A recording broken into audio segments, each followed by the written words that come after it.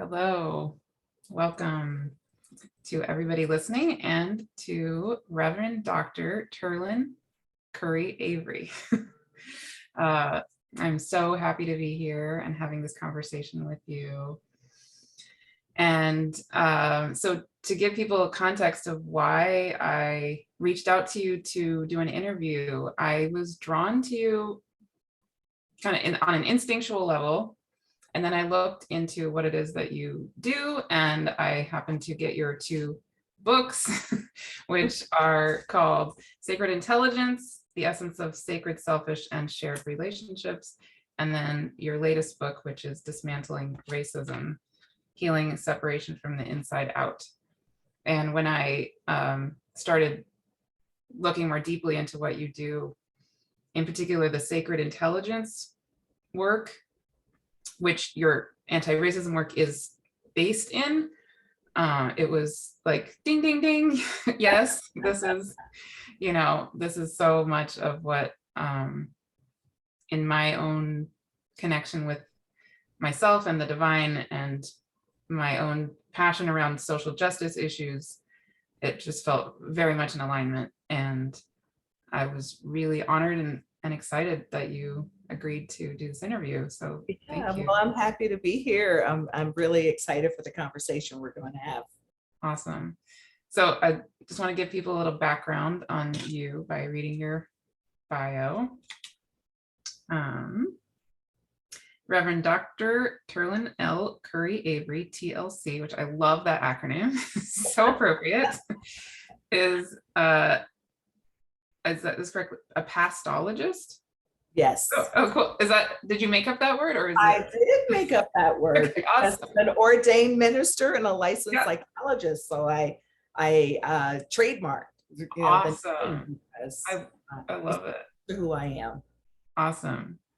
So you're a pastologist, an ordained minister, and a licensed psychologist, a TEDx speaker, and an author who invites people into transformation through the journey of sacred intelligence, tapping into one's internal source in order to make intelligent choices that manifest the good of humanity. She helps leaders discover how their sphere of influence can change the status quo and dismantle racism. She's the author of Dismantling Racism, Healing Separation from the Inside Out, and Sacred Intelligence, The Essence of Sacred, Selfish, and Shared Relationships. She is also the host of Dismantle Racism on talkradio.nyc. And then we'll talk more about where people can find you and the exciting workshops you have coming up and all of that too. Is there anything you want to add about? No, I think we should just jump right into the conversation. Awesome. So yeah, I was really hoping we could begin with talking about sacred intelligence, and I would love to hear in your words, what is that to you? So it's really fascinating, this idea of sacred intelligence, because it's actually the name of my business, my practice, my therapy practice when I had one. And it actually comes from merging my love of psychology and my love for spirit together. And what it means more deeply is about tapping into that inner part of us, our divine wisdom, our intuition, what God, universe, whatever you want to call it, tapping into that in order to make intelligent choices that are going to manifest our good while manifesting the good and the greatness in others as well. And so really, when I talk about sacred intelligence, especially in my first book, it's really about how do you go inward? How do you have that journey where you begin to connect with the sacred, the self, and other people? So I talk about sacred, selfish, and shared relationships. And I believe that sacred intelligence is what guides us through all of those relationships. Absolutely. So, and when you say, I just want to point out for people, when you say selfish, one thing I noticed in your book is that we can think of selfish as being self-centered, but you're talking about relationship to the self. I am indeed, and thank you for pointing that, because here's the thing, selfish is a provocative word, is it not? But in order for us to go out and to do any work, my work happens to be social justice work and racial equity work. But in order for us to do that work, we have to work on the self as well. That's why my second book is about healing separation from the inside out. So when we talk about this sacred intelligence, if we just kind of can go into that a little bit, is that first we have this relationship with our sacred source. And we learn to spend time with that sacred source so that we can become comfortable with that sacred source guiding us throughout life. Whatever it is, if you're going to make a career choice or change or decide on a relationship or just your day-to-day practices, being in tune with the inner self. So many of us are not comfortable with who we are and who we were designed to be. But if we start first with that sacred relationship, then that is the thing that helps us to really get to that point where we can examine ourselves and have that selfish relationship. And you will know from the first book, the selfish relationship is more about how do you set boundaries? How do you begin to get rid of some relationships that are not good for you? How do you clean out the toxic messages that you have in your head? You know, and so how do you move forward while all at the same time keep going back to that sacred source, right? And then only when you deal with those things can you have the shared relationships and understand how, you know, I benefit from my relationship with you, and hopefully you benefit from my relationship, right? And so that's really the crux of the work that I do, is tapping into those three types of relationships by always going back to the inward. Yes. So I think I told you when we spoke a couple of weeks ago before recording this that my background is as a clinical social worker.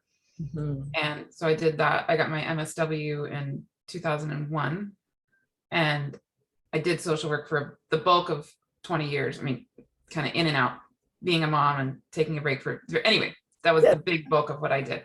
So, and the school I went to is Smith College, right, which has a very strong focus on social justice and psychodynamic therapy, both. And so I have a lot of similar background to you and a lot of similar passions. But one of the things that I have come to in the last few years as I've switched away from being a social worker or a therapist is this, exactly what you're saying, this need to acknowledge, become aware of, and be fully in alignment with myself as, in my words, the divine, or whatever it is, the God. Well, I believe, yes, because I believe you manifest the divine, right? Yeah, right, exactly, yeah. So, and one thing I've reflected on a lot, well, essentially, I left social work 3 years ago, and the work that I've been asked to do since then is really about helping people remember ourselves as the divine, as the cosmos, as the earth, as the heart, mind, body, spirit, all of it, right? And instead of just coming from the brain, which I often feel like even traditional psychotherapy focuses so much on the cognitive behavioral techniques. And they're great. I mean, I used a lot of them. They work often, but I feel like what is missing for me often as a therapist and even as a social justice change agent is the connection to an acknowledgement of the divine, or that sacred intelligence that you're talking about. Yes. And of course, as a psychologist, I can totally agree with you. And here's what's interesting.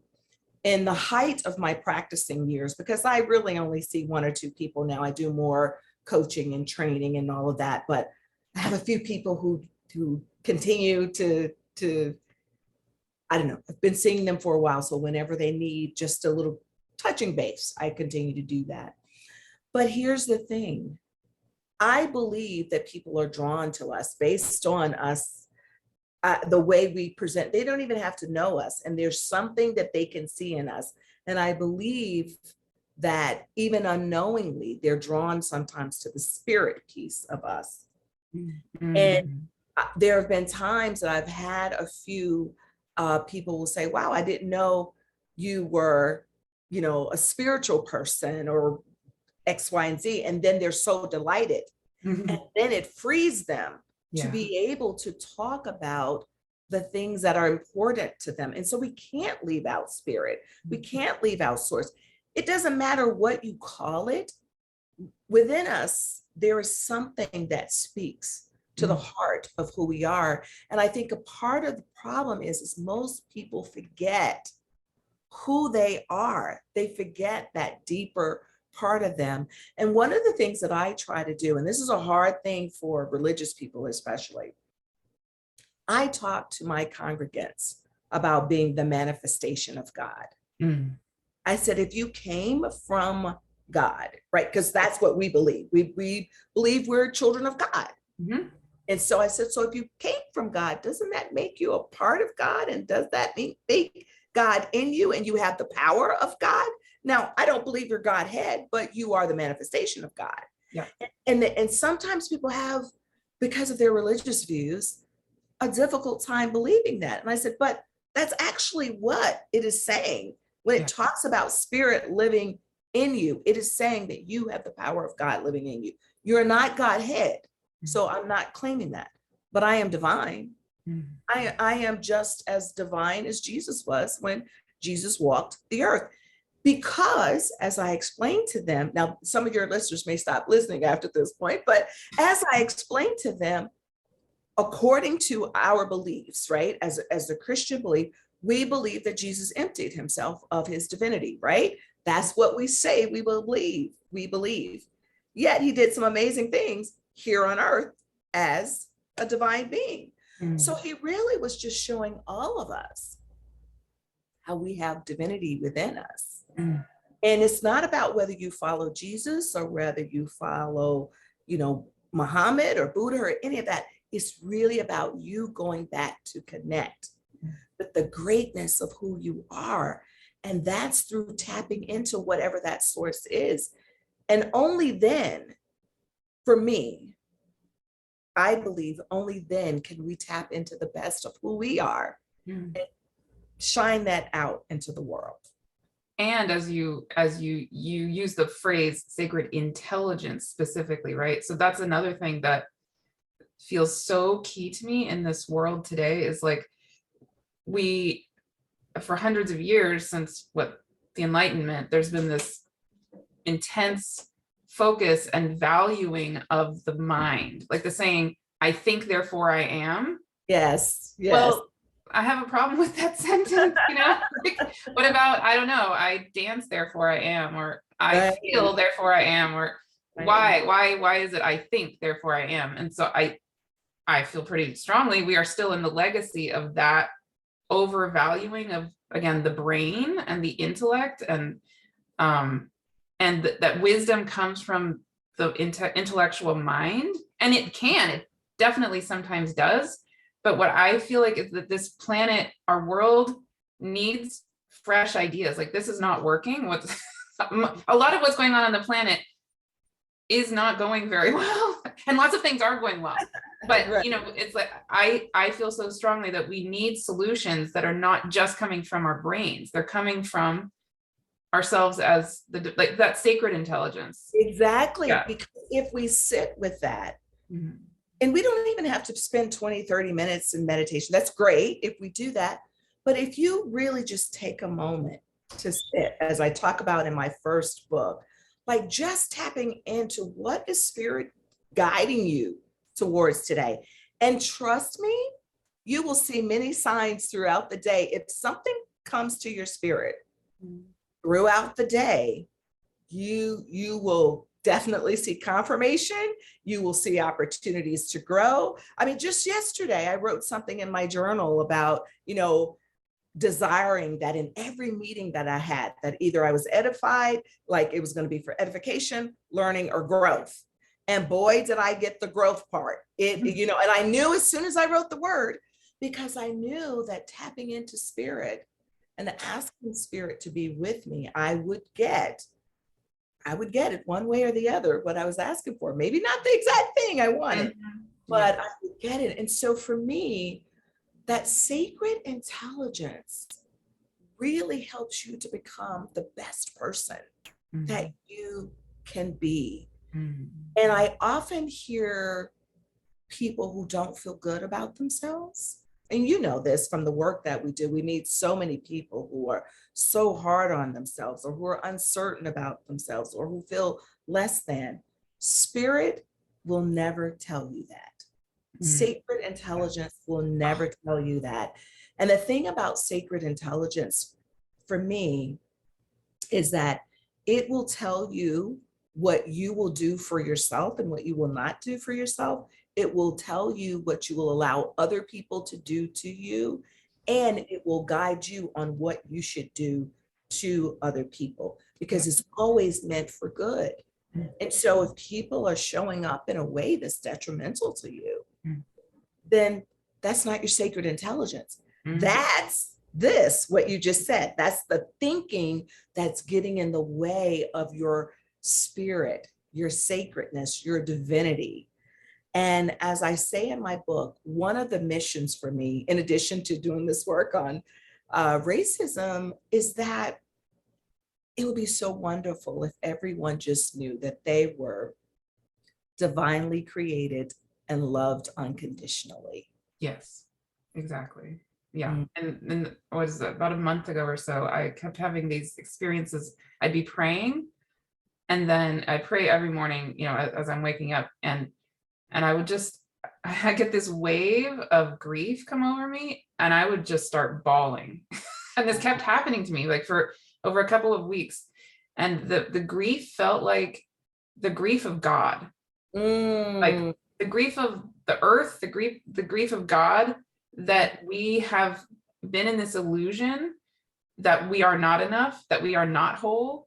Right. And it was like God crying, or maybe the mother God, I don't know. But anyway, I am a mother, so maybe that's part of what's coming together. But just this idea that it's so incorrect. It's actually factually incorrect that we are not perfect and whole. Yeah. And then, go ahead. I just think that we've gotten used to these other messages to tell us something different. And that's why, like, the first book I wrote was really just about how do you tap into that? How do you tap into the source to lead you every day? And that's why I think, when I think about people like a Harriet Tubman, for instance, who fought for dismantling racism, or really getting people out of enslavement.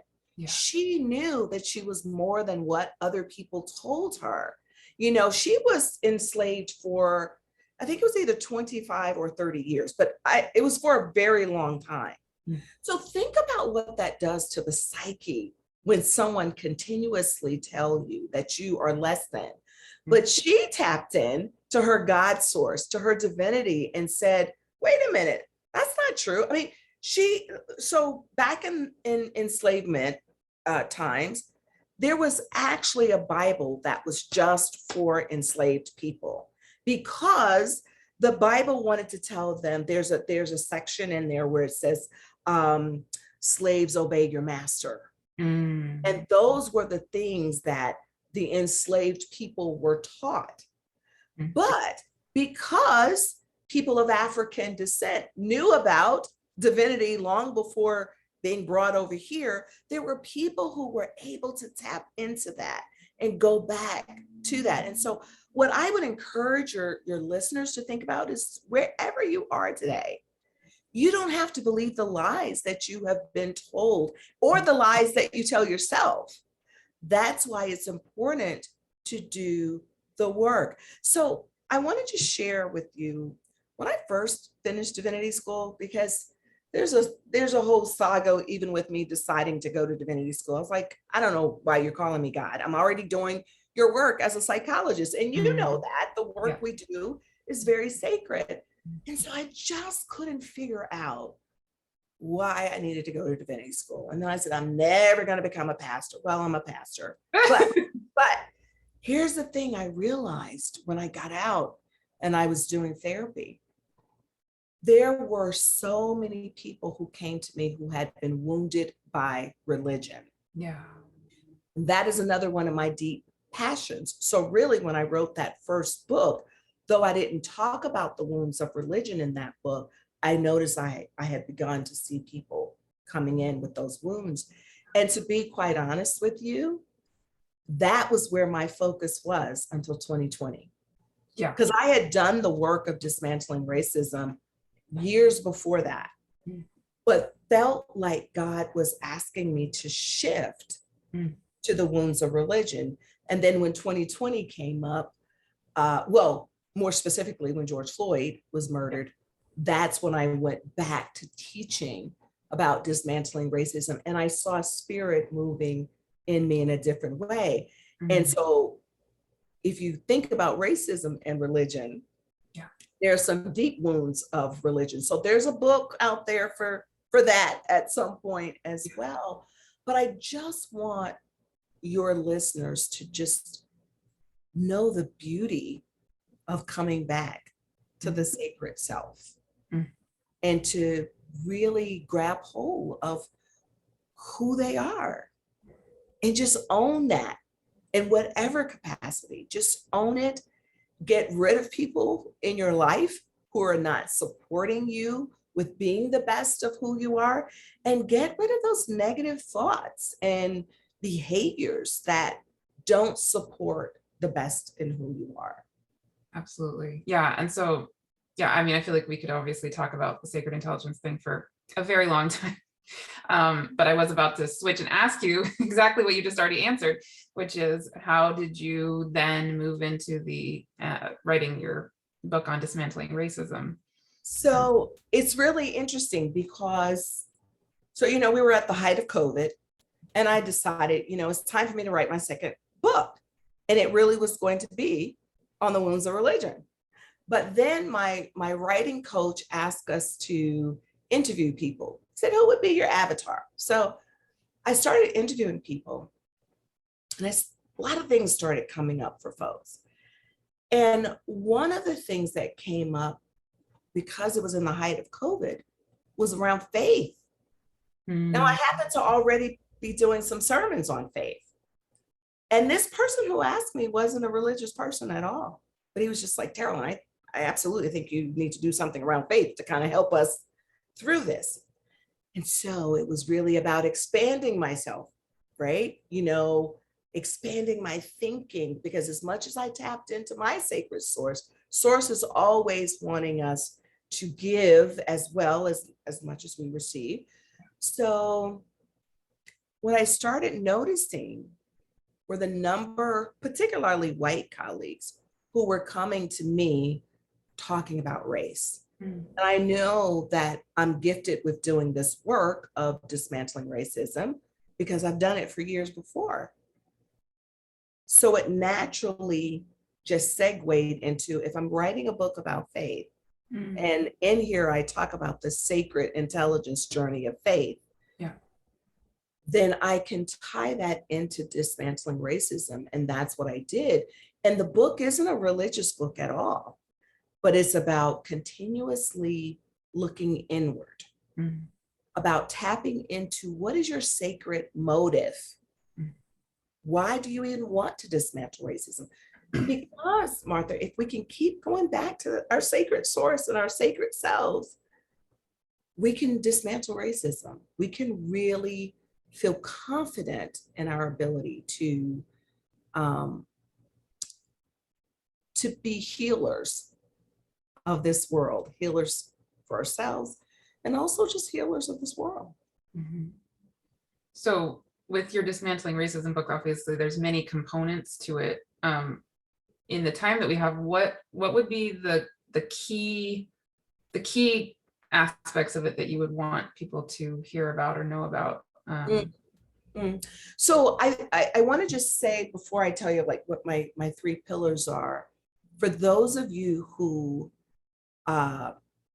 really are interested in dismantling racism, know that you're born for such a time as this. And that's actually one of the chapters in the book. Wherever you are in your life, you are positioned for this work. And it's about really taking the time to figure out what you can do. What you do might be different from what I do or what Martha does or anyone else does. But figure out what you can do in your own corner of the world if you're really passionate about this. And then some of the other things that I see in the book, particularly the 3 pillars, is that I talk about sacred intelligence. And then I weave that, of course, into the sacred, selfish, and shared. So the first thing is to have a sacred motive, to understand why you want to do this work.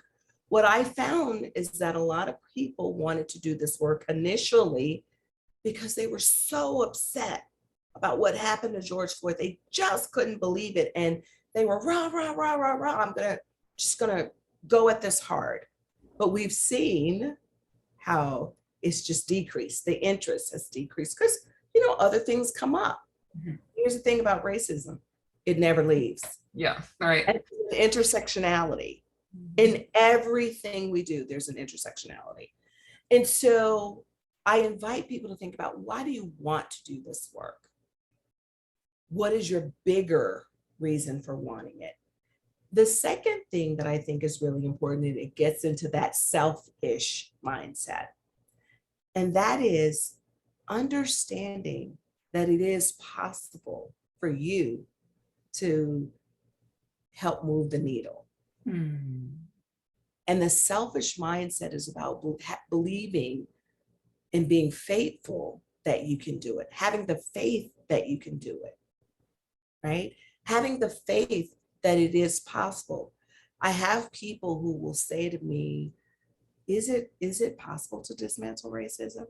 Or it seems so overwhelming when you use the word dismantle racism. Can you use something else to make it easier for people to swallow? The truth is, we are taking down a system, but we do it one step at a time. And what happens when we don't take down a system? What happens when we're okay with the status quo?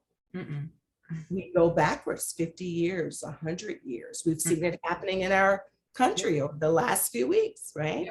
We continue to go backwards, and that's the danger in people thinking that racism doesn't impact them. But when you begin to uncover the multiple layers of racism, you begin to think about patriarchy a little bit more. You begin to think about religious oppression versus religious freedom. You start thinking about things very differently. So it actually broadens your view of things. And so the selfish mindset is about examining yourself. And I give some very, like some tools in there for how to engage in refuting. You'll probably recognize some of the cognitive behavioral strategies in there, because I talk about how we've been conditioned. We've either been conditioned to believe this system of white supremacy, and we've been conditioned to believe that we can't do anything about it. So in the book, I talk about reconditioning ourselves in order to do the work. And then the third piece that I talk about is this shared movement.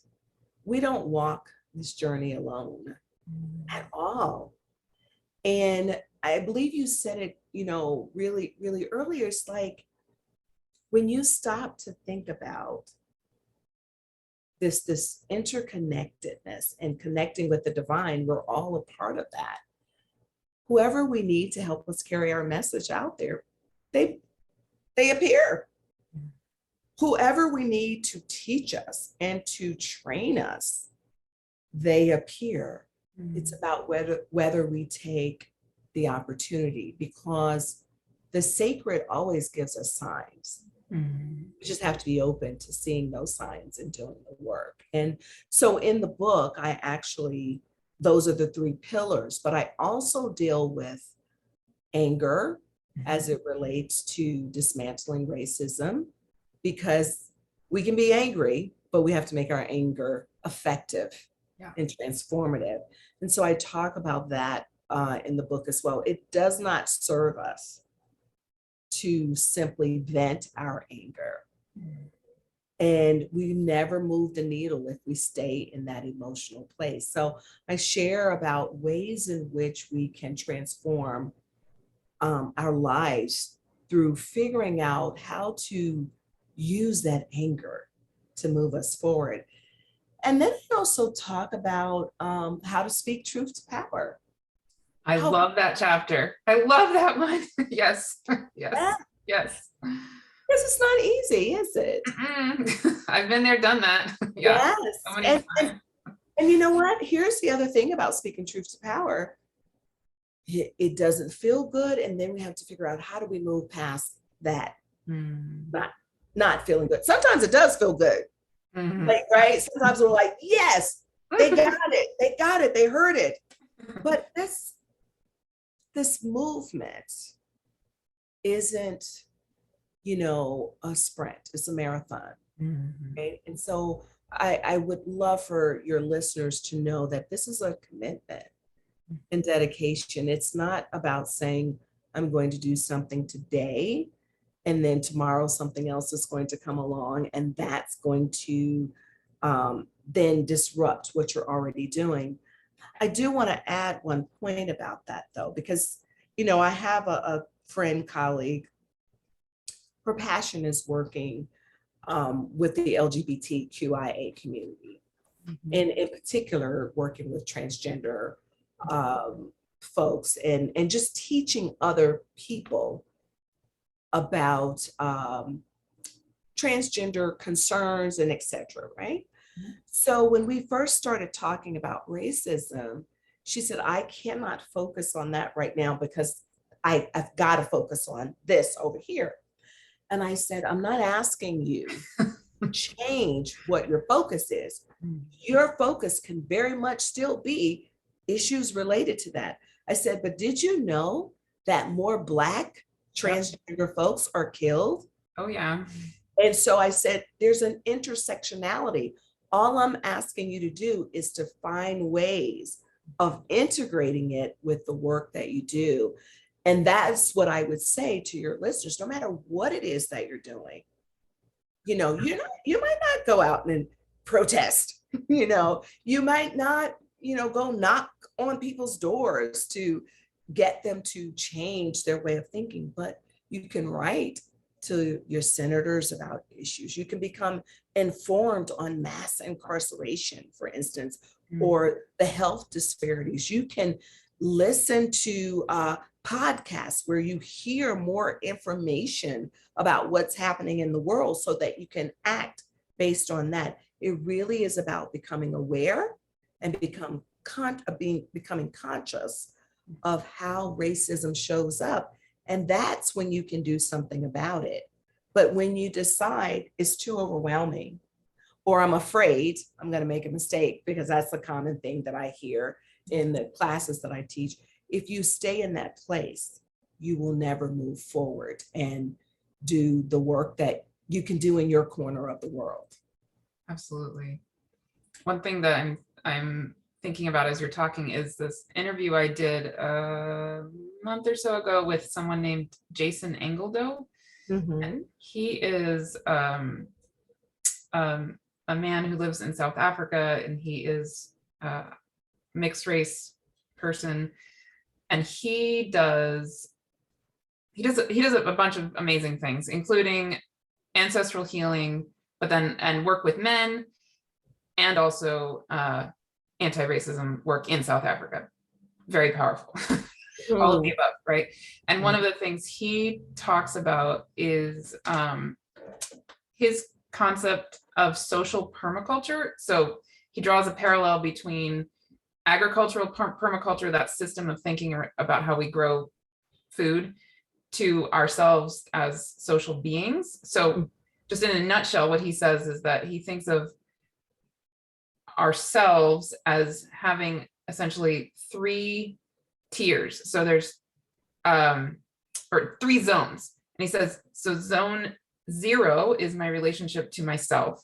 Zone 1 is my relationship to directly to an other, like Mhm. a relationship or the earth, or, me and something else. And then zone 2 is me and the community or the wider world. And so what he says is that he feels it's really crucial to continuously move through those zones over and over and over again. Zone Yeah. 0, zone 1, zone 2, back to zone 0, 1, 2. We're Yeah. like constantly doing that what you would call the selfish work. Mhm. Yes. And the shared, and all the sacred, all of it, all Yes. of it. And you're Yeah. rotating through it. So it's not that one is more important than another or whatever it is, but each one is crucial. That's right. Yeah. That's right. And if we think about it in that way, there's this concept of Ubuntu, right? Ubuntu is like, I am because you are because I am. That means that we're constantly moving in and out of that. Like, I can't do anything without it impacting you or someone else, right? And so that's the important work for us, is just to keep in that cycle and keep understanding that how just so deeply how we're interconnected. Yeah. Is super important. Yeah, and I could just speak on that zone 0 or that selfish level in my own personal life. Something that I've noticed or been really focused on is that I obviously am white, and and I grew up, not only am I white, but I grew up around the world. My dad was a diplomat for the United States government, and so I was born in Thailand, and I grew up in Bangladesh and Pakistan and Kenya. And then my dad later lived in Pretoria, South Africa. So I visited there. But so I grew up not only white, but in a very colonialized society. Mm-hmm. So it was like being white times 10, Yeah. Yeah. And so I notice in myself like this continual needing to just, without judgment, just notice, oh, whoa, okay, I am perceiving the value of certain versions of history as better than another because XYZ. Okay, Right. hang on a second.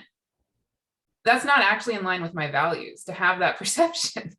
So let me rethink this, like, let me go read History of the World by Nehru, like the first prime minister, Yeah, I love what you're saying, because you just said not in alignment.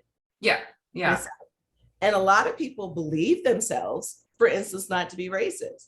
But then if you're believing, like you said, these versions of history, or you're not even questioning it, you're perpetuating a system, though, because when we don't dig deep enough, we perpetuate things, right? It's like in our family, how we repeat patterns without even asking, was that even a good pattern for me to have? We repeat what we know, and sometimes we repeat it just simply out of habit.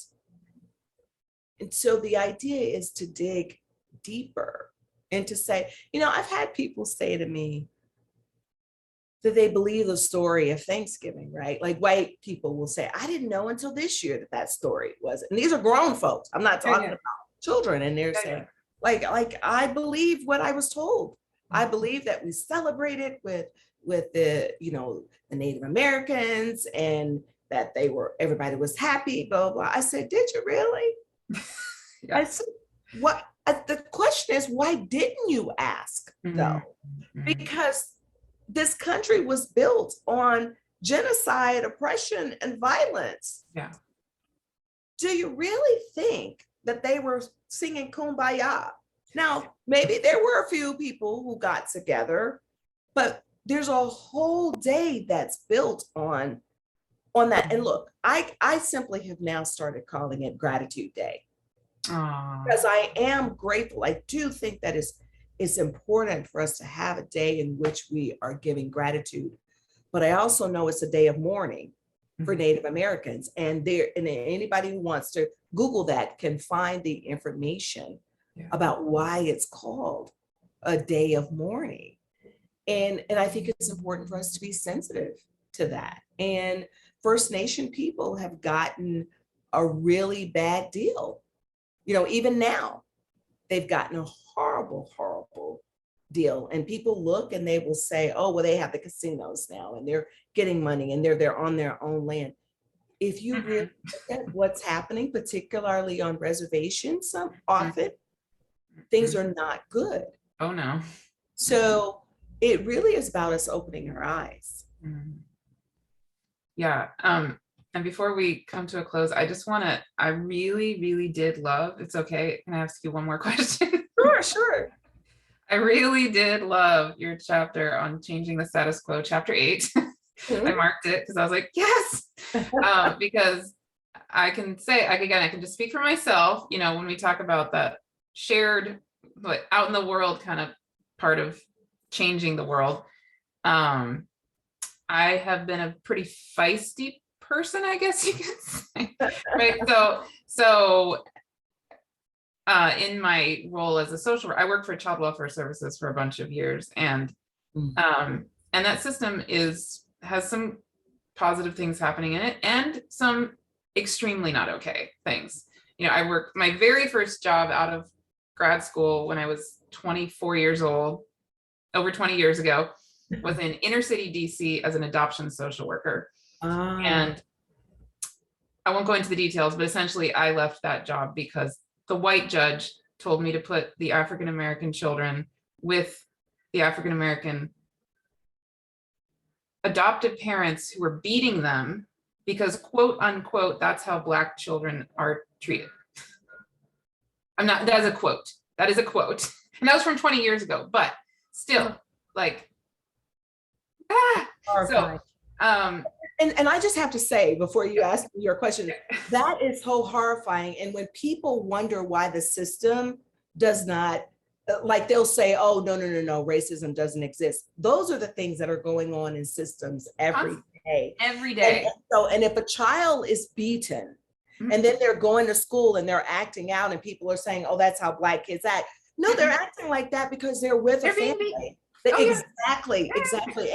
And just so that, I used to work for the child welfare as well. So you and I have more in common than we know. And so I know what happens with kids who are in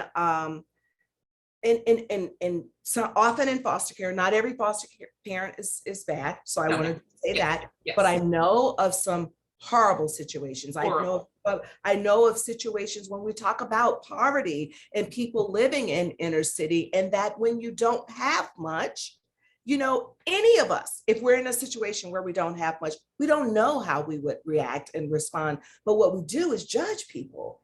And what I came to know from working in these systems, that these individuals are just like us. They're trying to make it through life every single day in the same way that we are. And they have these odds stacked against them. And racism is a big part of it. And unless we address it, then we continue with what we have in terms of that particular system. But unless we address racism in terms of just housing or jobs or any of it, right, we continue with the system. But I'm sorry, now you got me really passionate here, but ask me your no, it's great. No, right. And again, I won't go into like details, but even in my most recent social work job, which is not very, it's only a few years ago in beautiful California, there were horrific things being done in the system, beyond horrific. And I'll just leave it at that, right? So, but given who I'm the squeaky wheel. Like, I'm the one who stands up to the man, whatever you want to say. I'm the one who names it, the things that people won't name, right? So this chapter, I went, yes, exactly. Oh my God. So I would just love it if these, even your headings here, key elements to speaking truth to power, it's like, this ties back to your point about anger. Again, me as a 19-year-old, again, a very feisty little 19-year-old, I took a trip to Pakistan when I was 19, and I stayed with my stepmom, who was Pakistani, in her village, and it was a very poor village. And anyway, long story, but essentially, I had lived there as a child, but I hadn't been there since I was 9. And so by this point I was 19, and I saw how women are treated in that society with different eyes. And I was very traumatized by it for obvious reasons. So I came back, I shaved my head, and I decided to be a lesbian separatist. And I was like, so I realized after a few months, wait a minute, I'm not a lesbian, so that's not going to work, you know? So it's like, oh no. So it's like, we can go to this extreme of the justified anger. We're just going to, like, we're so mad, we're this, you know, justifiable rage, but that's not actually going to move that needle you're talking about. It's just going to spin a lot of energy out there that's not necessarily that helpful. Justifiable, but not that helpful, right? So same thing when you're talking about speaking truth to power, you give some beautiful examples, and I would just love if you want to highlight. Yeah, so really it's interesting because the very first thing that I talk about here is remember who you are. There you go. Right? I love that. So we don't go into something that we're not. We have to just know who we are and know what we're capable of doing. You know, I say to people all the time, you may not go out here and protest in the street. You may not start your own talk show like I did. I mean, like when I went into Dismantling Racism, I went in full in this time, right? And that's not for everybody. Know who you are, and use who you are to chip away at the system. And then the other thing is, which you also talked about a little bit, is you got to keep those emotions in check. Exactly. People don't hear you when you yell and scream at them. They'll hear us perhaps when we ask a question. Okay. But if I come from a place of emotions, all they can see is the emotions. And what's interesting, as a Black woman, people already think I show up angry because I'm the angry Black woman. As a white woman, they might say you're hysterical. Because you see, because of patriarchy, when you and I show up in a way that's assertive, they view us as differently. So we have to be able to balance how we come to the table so that people can hear us. So when I teach my trainings, people say all kinds of crazy things, but I don't let my emotions get in that, right? You know, because I teach from a place of love, because that's who I am. And so we say, well, let's just dissect this a little bit, right? But that's from years of training myself. It didn't happen like that. And most of the people who show up to me these days are people who want to be there, not people who have to be there. The other thing I talked about was this idea of being courageous. You are going to make mistakes when you do this work. There's no way of getting around that. And often white people will say, but I'm afraid I'm going to make a mistake. You are going to make a mistake. I make mistakes. I've been doing this work forever and I make mistakes, but I have to be able to listen. I have to be able to listen when other people are talking. And so if there's a teachable moment, right? So if you do something that I find offensive and I say to you, you know what, that actually offended me. So if you use the term, for instance, you folks, I really can't stand that term, you folks. And I say to you, you know what, can we find another term to use other than you folks? Or people say slaves, I say they were enslaved. They were not slaves, right? It's a teachable moment. Likewise, I have had white people who I had a white woman, I think she was white, actually, I don't quite know. I think she was though, just based on some things that she said, but she asked me if I could think about not using anti for racism, not saying anti-racism. And I no longer use it because her point was a good point. We want to talk about what we're for and not what we are against. And so I really just talk about dismantling most often. But what if I had an attitude about that or something. And so I say that to say we're all in this place of learning. And so for white people, it's important just to be courageous and to be willing to make those mistakes. And the other thing I talk about, which I think, is the final thing that I want to say is, and there's some other points that I do give in there as well, but like, think about what sacrifices you're willing to make to do this work, because people aren't going to like you when you start talking about this stuff. True. Including family. Yeah. Family's gonna say, oh, here comes Martha again. Mm-hmm. Like, what's she gonna talk about today? Mm-hmm. So you have to kind of just decide, is it worth it for you to do this work? And I hope that the answer would be a resounding yes, but think about what it is in your sphere of influence that you can do. I had a gentleman to just write to me on LinkedIn because I was talking about one of the recent shootings of Jayland Walker, and Jayland Walker was shot 60 times, and there's just no excuse for anything like that. And so I was talking about, he stopped short of wondering whether it was rhetoric with me saying, what I was saying, but then he went on to talk about Black on Black crime, which people love to talk about because it's easier to talk about that than anything else. But what I needed to do in that moment of sharing with him is to explain to him, there are people out there talking about Black on Black crime. I don't have to be the one to do that. I need to connect with my sphere of influence. And my sphere of influence is training individuals, and particularly white individuals. Not that I don't work with people of color as well, but usually the self-selected ones are white people who want to know more about how to do this work. And that's my sphere of influence. That's me going back to my sacred intelligence saying, what can I do where I am?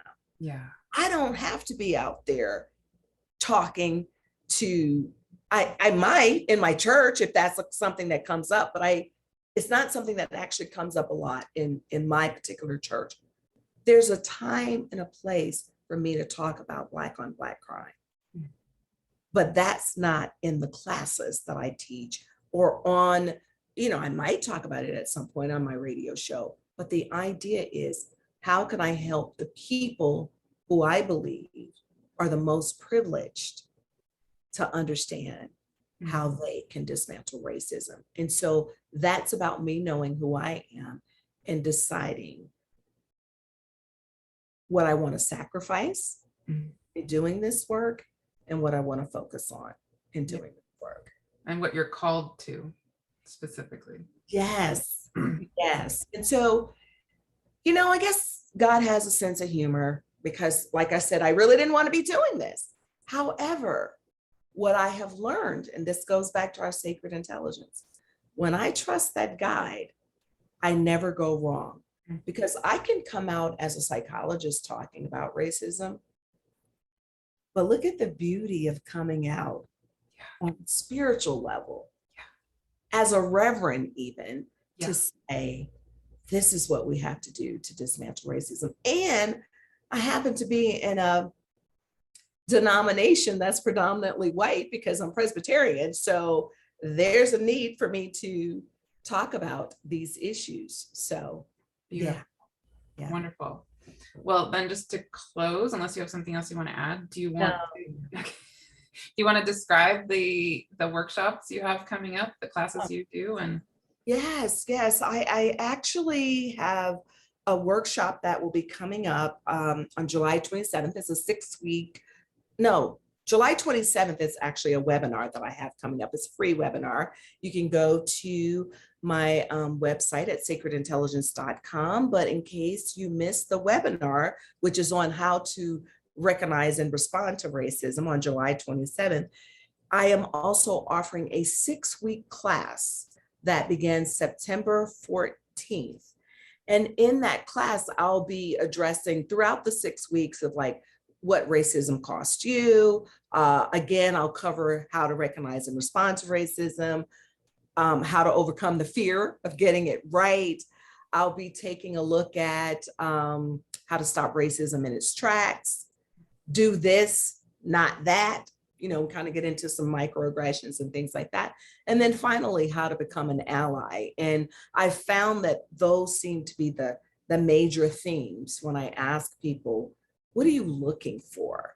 What do you want to know in order to do this work? So I hope some of your listeners will sign up and come and join me so that we can walk this road of dismantling racism together. Again, that's at sacredintelligence.com. And if you just go to the drop-down menu for Dismantling Racism, you'll see all that I have to offer there, as well as a free guide for how to have the difficult conversations of race as well. Perfect. I'll put all those links with the video, and so it'll be right here. Ew, I appreciate that. Beautiful. Any closing words or anything you want to? I wonder, would it be appropriate to you? I don't know how much time we have. I'm good on time. I'm okay. Watching the time for you. So okay. So what I want to, maybe I could just offer one of the meditations from a book with that as a way of closing. Mm-hmm. How about that? All right. So this meditation that I'd like to do actually is just before chapter 2 of my book. Knowing presence, there's a place that resides deep within me that speaks to who I am and my relationship with you, the sacred. This place reminds me that I am loved unconditionally and divinely created. This place reminds me that all of us are called to a purpose and are all interconnected. This place reminds me that there is something more than the ugliness that is often present in the world. This place of beauty, indescribable love, and inexplicable peace is not that far away because it is found in you, my sacred wisdom and guide who resides within me. Help me to remember when raw emotions creep in, when my words get twisted or my heart becomes hardened. Help me to remember that your sacred presence is always there. Help me to remember to see you, the sacred, shining your light through me. And though it might be a bit more difficult, help me to remember that you also are present within others. And so it is, Ashe and Amen. I love that. Thank you. Thank you so much for being here. Thank you for having me. Yeah, thank you for the work that you're doing in the world and following your sacred intelligence. Thank you. And thank you for following your guide so that we can have this conversation. Wonderful.